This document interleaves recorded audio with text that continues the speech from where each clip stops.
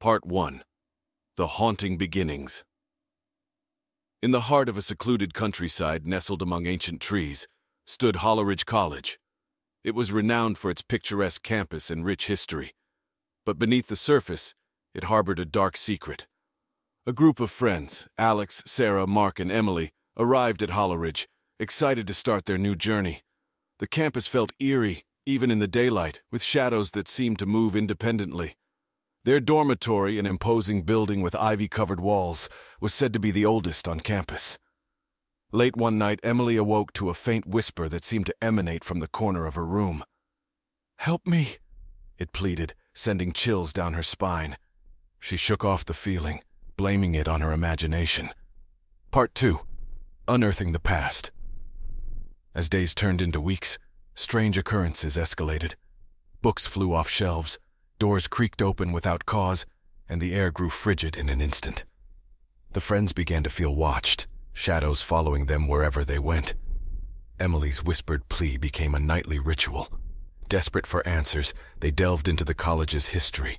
They discovered that Holleridge had been built atop an old cemetery, and rumors of a cursed student who had disappeared decades ago began to surface. The missing student, Lydia, was said to have practiced dark arts and was rumored to have made a pact with malevolent forces.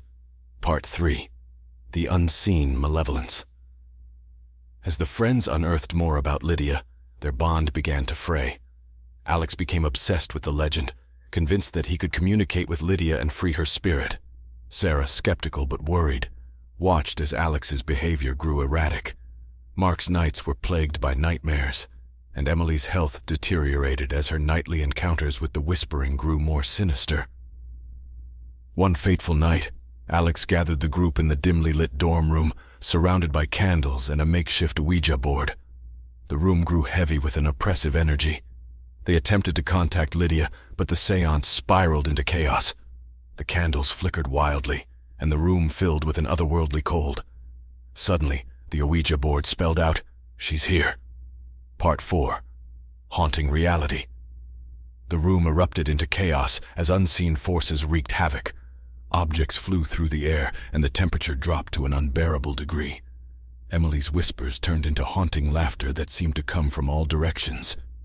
Terrified, they tried to flee, but the door slammed shut, trapping them inside. In a state of panic, they realized that they were experiencing the same horrors Lydia had faced. Mark vanished before their eyes, screaming. Alex, desperate to save his friends, shouted incantations he had learned in his research. But each word seemed to fuel the malevolent forces. Part 5. The Final Stand. As the night wore on, the friends struggled to maintain their sanity. Sarah and Emily clung to each other, surrounded by a sea of shadows that seemed to pulse with a life of their own. Alex's body contorted unnaturally as he fought against an unseen grip. Mark's voice echoed from the walls, his pleas growing fainter. In a last-ditch effort, Sarah remembered a passage they had found during their research, a ritual of protection.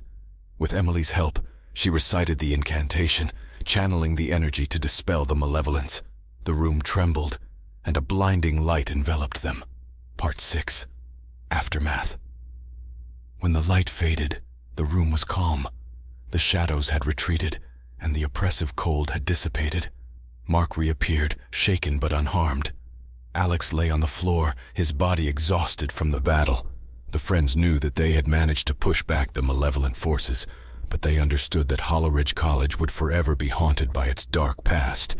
As the years went by, the friends never forgot the horrors they had faced.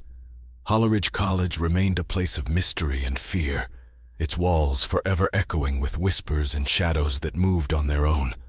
And though they had survived the haunting, the memory of that night would forever haunt their dreams, a reminder of the malevolence that could never truly be banished.